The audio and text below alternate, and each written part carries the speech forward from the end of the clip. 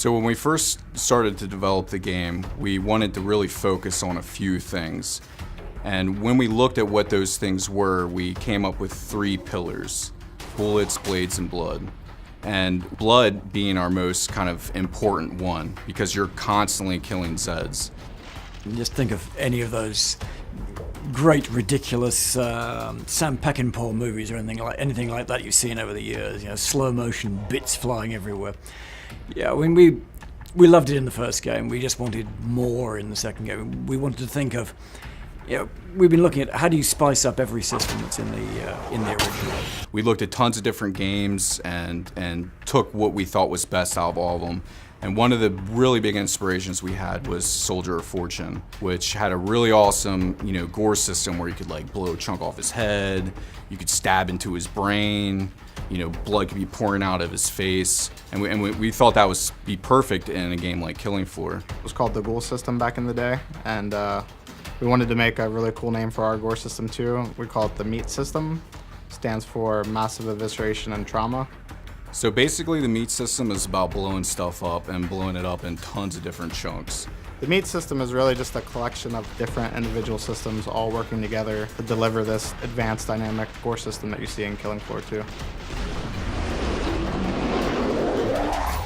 So we have 22 different spots on each creature that you can explode off of them. You can blow chunks off each side of the head, you can blow their jaw off, you can blow their guts out, you can cut them in half, you can blow them up vertically, horizontally, take their hands, arms, legs, forearms. Pretty much just about any piece of the body that you shoot, you can blow off of the Zed. I mean, you could tear up a Zed into about five parts in the old game. This time around, we thought it was about 19, but apparently we had a recount recently, and the vote now comes out at 22 parts that you can dismember any Zed into. I think we're just losing count. It's lots. So you had 5 for the body in Killing Floor 1.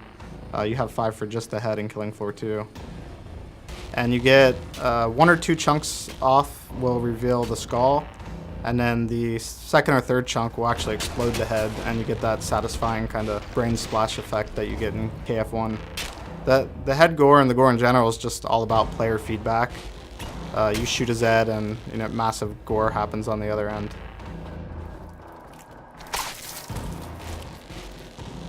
We're working on some obliteration tech, and that's when enough damage happens to the Zed that they just completely obliterate. So say I throw a grenade right underneath the Zed's foot and it explodes. His whole entire body is going to explode into a shower of blood, and you're going to see brains and guts, organs splatter all over the place. Get a squishy brain on the ground or some soft body intestines that you can kick around when you're running around.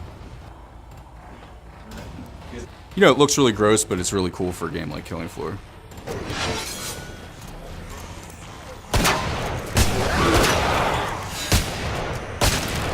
In a game where you're constantly killing stuff, it's really important that that's gratifying. And basically when you do that, that is the rewards you get. So what we did is we developed a system with over 90 animations per creature. Depending on what zone of the body you hit, will play a different animation. And that's all randomized as well, so the amount of variation is almost infinite. Another cool thing that you can do is if you shoot a guy and you keep repeatedly shooting him, it will blend into each additional animation. So say I shoot the guy in the chest, he'll react to that, and as he's falling I can then shoot him in the neck, then he'll freak out because of that. Then I can shoot him in the leg, and then I can blow his head off.